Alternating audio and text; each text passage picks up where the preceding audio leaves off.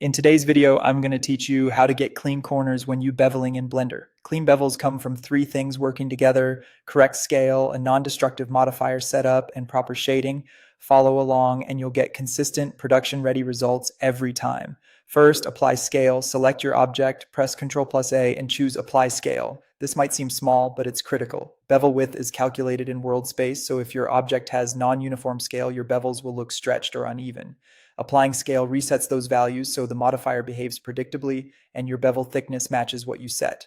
A quick tip: after applying, look in the item panel to confirm your X, Y, and Z scales read 111. Next, use the bevel modifier instead of beveling geometry by hand. Go to the Modifiers tab, click Add Modifier, and choose Bevel. This keeps your workflow non-destructive, so you can adjust the width, segments, or limits at any time without damaging your base mesh. It also helps you maintain cleaner topology, especially as designs evolve. Set the limit method to angle.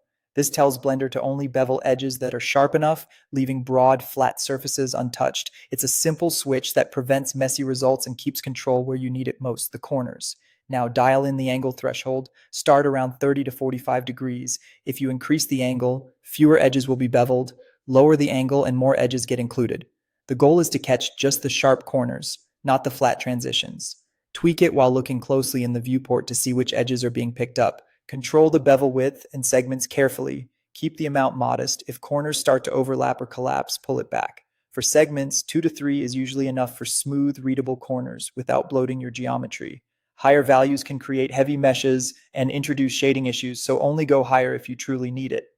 To fix shading artifacts, enable harden normals in the bevel modifier. Then go to Object Data Properties, open the normal section, and turn on Auto Smooth. This pairing removes dark shading, prevents pinched highlights, and makes edges read cleanly under lights. If your bevels look stretched or unstable, add supporting geometry. Press Tab for Edit Mode, press A to select all, then right-click and choose Subdivide. Add 1 or 2 cuts to reinforce the curvature, and stabilize those corners on simpler meshes. And that's it. If you found this tutorial helpful, don't forget to like this video and subscribe for more Blender tips and tutorials.